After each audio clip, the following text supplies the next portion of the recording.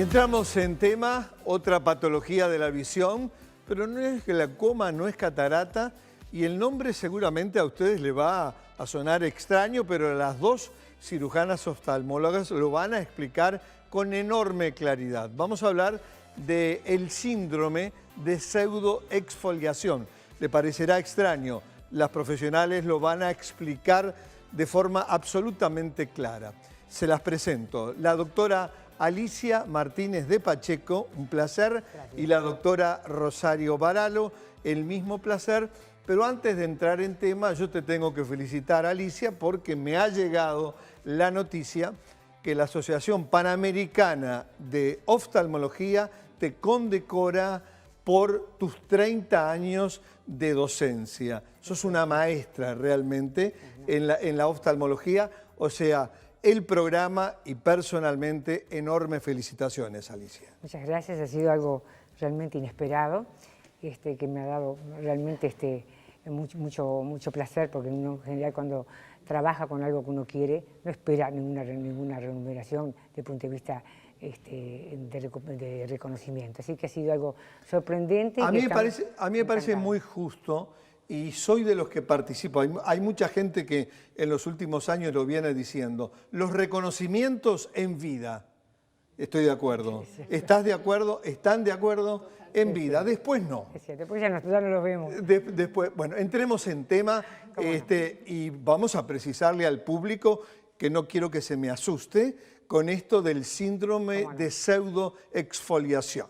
¿De qué estamos hablando, doctora Alicia? Bueno, vamos por el principio a definirlo. El síndrome, como todo síndrome, te ataca, no es solamente un aparato, sino que el aparato ocular es el que más vistoso, digamos, el que da más síntomas en el síndrome de pseudoexfoliación capsular. Pero además ataca otros organismos. Vamos a hablar en principio de qué pasa en el ojo con el síndrome de pseudoexfoliación capsular. Es una enfermedad hereditaria que se deposita un colágeno, una proteína, en los tejidos de sostén. ¿Qué son los tejidos de sostén en el ojo? Vamos a mostrar el ojo para entenderlo un poquito mejor. Acá estamos viendo el globo ocular en el cual se va a depositar una sustancia que es grisáceo blanquecina, que es como una caspa, como un depósito escamoso. ¿Dónde? Vamos a mirar aquí. De frente en el iris, en la pupila, se va a depositar un depósito blanco, blanquecino, grisáceo, como una escama, que enseguida alerta al oftalmólogo a ver qué está pasando. ¿En qué otros lados más se deposita? Y vamos a ver después qué implicancia tienen. En el cristalino, que se acordarán que acá está, el cristalino en la cara anterior del cristalino, que tiene una disposición que es muy típica para los oftalmólogos, es una disposición geográfica. Hay que dilatar el cristalino para la pupila para verlo bien, pero también se deposita en un lugar que es muy importante, que es, ustedes sabrán, lo hemos hablado muchas veces, que el cristalino, que es está sostenido por una zónula. Zónula es un tejido de sostén que entonces por este proceso está debilitado. Y esto, como vamos a ver posteriormente, produce complicaciones que vamos a ver cuando nosotros tenemos esas complicaciones que debemos hacer para evitarlas. Vamos a ver con la doctora Varalo, me gustaría que nos contara, ¿no es cierto? Perfecto. Clínicamente, ¿qué vería? ¿Qué vería ella? ¿Qué secuelas se producen cuando alguien padece esta patología de la visión, doctora Varalo? Bueno, en primer lugar, los dos grandes inconvenientes que puede dar para un paciente que lo presenta son la presencia de glaucoma. Decimos que es la principal causa de glaucoma secundario. Principal causa de glaucoma secundario. Vas a tener que explicar lo que es el glaucoma secundario, porque de glaucoma han hablado en muchísimas oportunidades ustedes en el programa. Nosotros, el glaucoma, que ya lo hemos definido, muchas veces no se sabe por qué el paciente lo presenta. Ahí hablamos del glaucoma primario, pero acá sí sabemos por qué el paciente va a tener ese glaucoma. Como la doctora dijo, el paciente desprende como si fuera un material, como una ceniza, que empieza a circular en el líquido del ojo y empieza a ocluir el lugar donde se drena este líquido. Y esto va a hacer que entonces produce normalmente el líquido, pero no lo puede sacar. Este humor acuoso acumulado dentro del ojo va a determinar que el paciente tenga picos de presión ocular, los cuales van a ir a dañar el nervio óptico y a producirle un glaucoma. Este glaucoma característicamente es muy agresivo. ¿Es más severo que el glaucoma común? Es más severo. Sí. ¿Por qué? Porque el paciente tiene mucha fluctuación en su presión. Típicamente el paciente se presenta en la consulta de repente con 15 de presión, que es una presión linda, normal, pero en su casa, quizá a las 6 de la mañana, acostado durmiendo, tiene 40 de presión. Entonces el paciente no es consciente de estos picos de presión. Esta agresividad en el glaucoma hace que se quemen etapas rápidamente. Y entonces, en los departamentos de glaucoma, donde recibimos los pacientes más graves, aquellos que nos refieren los propios colegas porque tienen un glaucoma que es más difícil de solucionar, es donde más vemos en los pacientes con pseudofoliación. Son los pacientes que más requieren cirugía.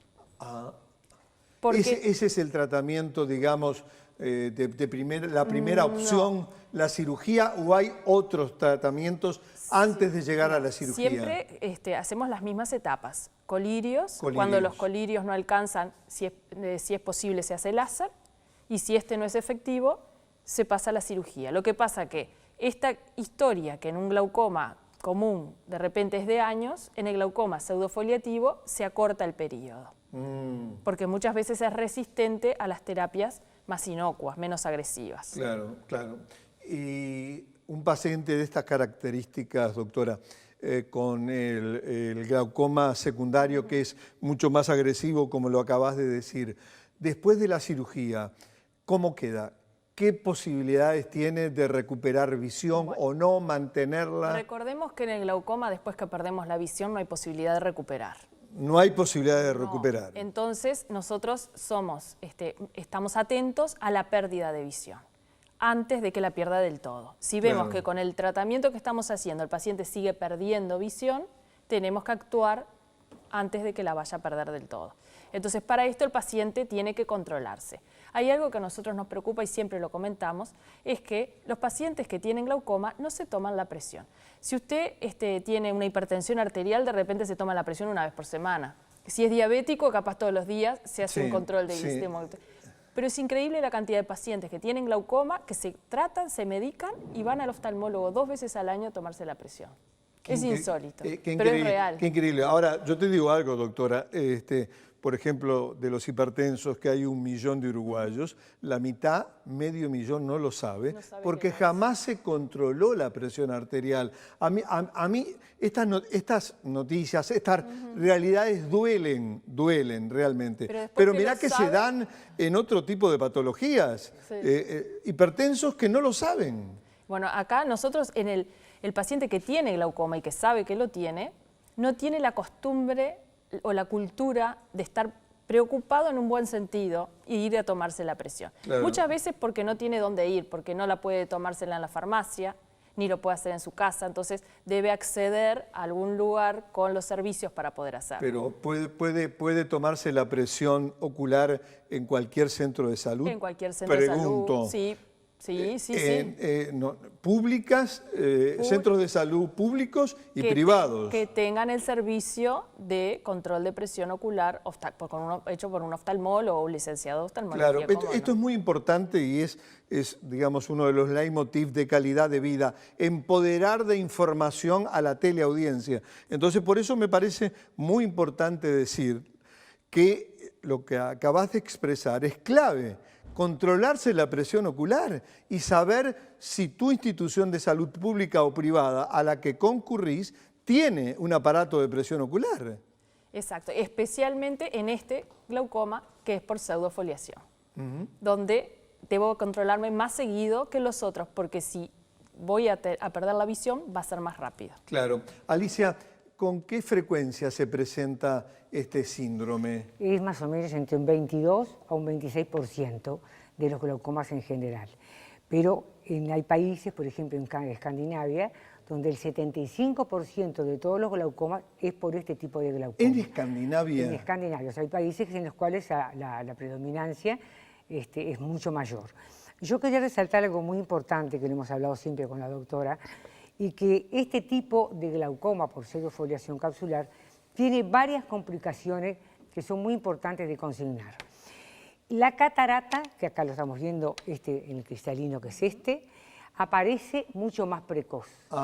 pero tiene muchos inconvenientes por los cuales vamos a explicar el porqué, el diagnóstico y el tratamiento de la catarata con pseudofoliación capsular debe de ser más temprano. Primero, la dilatación en los pacientes con pseudofoliación capsular es más difícil, se hace con mucha más dificultad y para nosotros es muy importante, tanto para el diagnóstico como para el tratamiento, tener una pupila dilatada. Primero, porque la maniobra intraquirúrgica es mucho más fácil hacerla con una pupila dilatada. Segundo, dijimos que la zónula, que es el ligamento, así como el ligamento suspensorio, que tolera, que es el que sostiene al cristalino, está afectado. Por lo tanto, tenemos peligro de que ese cristalino se luxe. Entonces, por todas estas cosas es que el tratamiento tiene que ser más precoz. Pero además hay cosas que tenemos que agregar que son muy importantes. Siempre hemos comentado de que para una cirugía de este tipo, que es más difícil, tenemos que tener un cirujano entrenado, porque todos sabemos que actualmente la cirugía por ultrasonido es una cirugía más difícil. Ya tenemos, por la propia patología, más dificultad para intervenir, para trabajar dentro del globo ocular.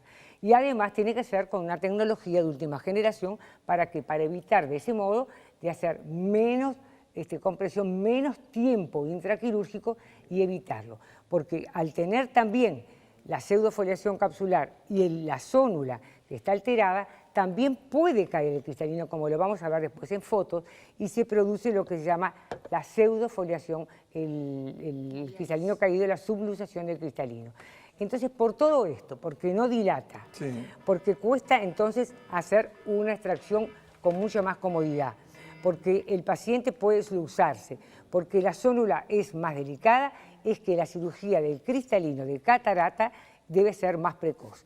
Y la cirugía que dijimos que además que la catarata es más precoz, es un tipo de catarata que generalmente la llamamos nuclear. Nuclear, ¿qué quiere decir? Que dentro del cristalino ataca más el núcleo que otras zonas. Eso me nos parece muy importante para tenerlo en cuenta, porque a veces el paciente dice, bueno, pero la catarata no está madura, ya no existe más operar a un paciente que ya no ve más por catarata, pero mucho más en este tipo de síndrome en el cual tenemos todo un entorno patológico que está facilitando complicaciones intraoperatorias, pre o posoperatorias. Doctora Varalo, la intervención de un glaucoma a un glaucoma secundario, que tú has dicho en tu primera intervención es mucho más severo, ¿difiere? ¿Son similares? ¿Son ambulatorias? Seguramente el público quiere saber todas estas interrogantes que te he transmitido. El láser es más efectivo en estos... ¿El láser? Sí, pero su duración es limitada. Entonces es importante a aquellos pacientes que les hacemos láser que no piensen que están curados. Eso les da un tiempo más antes de llegar a la cirugía. Eso es una de las diferencias. Y después el tipo de cirugías que hacemos son las mismas, en general son las mismas. Quizás el glaucoma, como necesitamos presiones más bajas, vamos a aplicar más antimetabolitos que en otros casos. Hablábamos antes del programa y hemos leído que obviamente que este síndrome lo han ustedes encarado desde el punto de vista de la visión, pero la teleaudiencia tiene que saber, y me gustaría que ustedes también lo explicaran, que se puede manifestar en patologías cardiovasculares o cerebrovasculares también, doctora Varalo. Sí, es un síndrome que es sistémico. Este mismo material que se ve depositado en distintas partes del globo ocular también se encuentra en la piel, se encuentra en el corazón, se encuentra en los vasos sanguíneos, puede favorecer en la arteria oftálmica infartos. Es más común, un 30% de los pacientes con pseudofoliación tienen oclusiones de las venas de la retina, trombosis vasculares, 30%, que es una frecuencia que es muy alta. Muy alta, muy alta.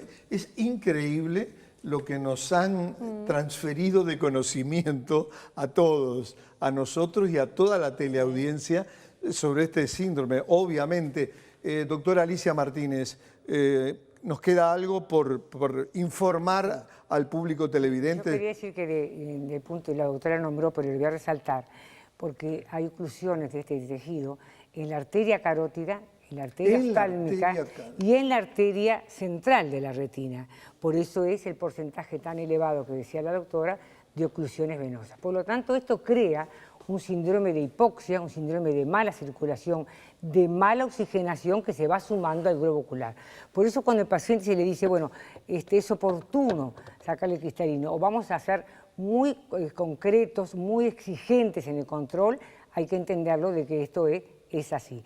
Y una cosa que me gustaría mucho que la doctora nos contara es que hemos hecho para facilitar el control de los pacientes dentro de la clínica Oftalmovisión un carnet que la doctora, no sé si lo trajo, pero si no lo va a contar, porque hemos diseñado un carnet para tratar de que toda persona, aunque no vaya a Oftalmovisión porque no es paciente nuestro, pueda ir a tomarse la atención a aquellos pacientes que ya saben que tienen una hipertensión ocular, pero que no tienen opción porque les falta mucho tiempo, no tienen hora en otros lugares para tomarse la atención. Bueno, algo que sea más accesible y más rápido, pero que le dé seguridad de que está controlado. ¿Cómo es eso, doctora? Un poquito, doctora? Bueno, como siempre en todo paciente con glaucoma, que incluye los de pseudofoliación, primero hay que hacer una evaluación para ver el estadio de ese glaucoma. Claro, entonces, 1, 2, 3, 4. Exacto, para ver su severidad y de acuerdo a la severidad, cómo vamos a seguir ese paciente, los controles y el tratamiento que vamos a aplicar.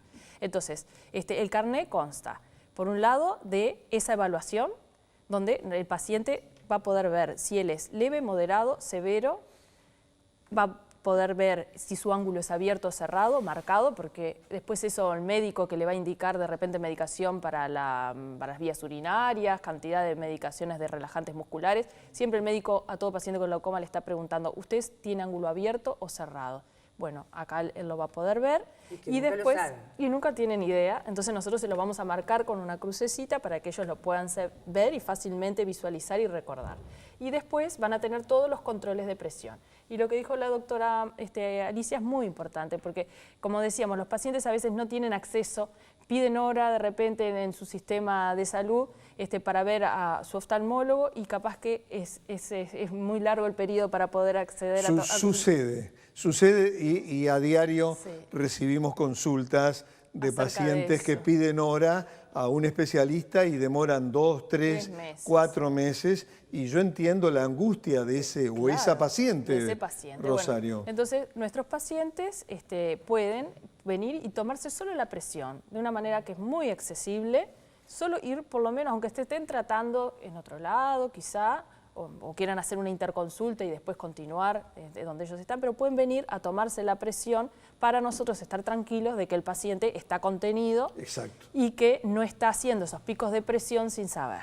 Muy bien. Un acceso fácil. Un acceso fácil. Porque si estamos explicando, estamos hablando, tenemos que dar también soluciones a cosas que nos parecen importantes, ¿no? Y han dado una solución bien trascendente. Han abierto vuestro centro de salud, vuestra clínica, como lo acaba de explicar la doctora Varalo, para que cualquiera que tenga alguna duda, que tenga una visión distorsionada, vaya hasta la clínica y se haga un control de la presión ocular. Es como un carnet de las inmunizaciones.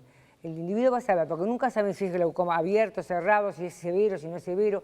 Entonces, lo va a tener en su mano y el individuo en ese momento va a tener conciencia de qué es lo que tiene. Claro. Y lo va a mostrar con su médico tratante. O sea, no tiene por qué seguir tratándose con nosotros. Simplemente va a tener acceso a tener un carnet y su tensión.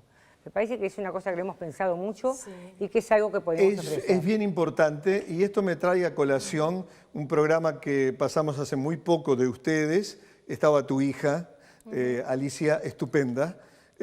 Hablando de la oftalmología pediátrica, justamente, y de la importancia de los controles.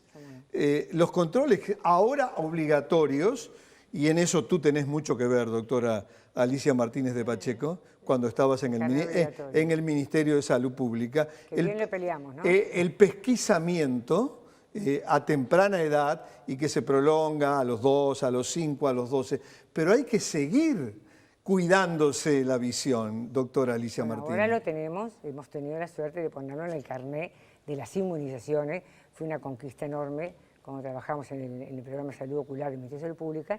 Ahora es obligatorio el ingreso escolar, es una cosa muy linda para nosotros, que es obligatorio que el niño vaya al oftalmólogo antes de ingresar a la escuela.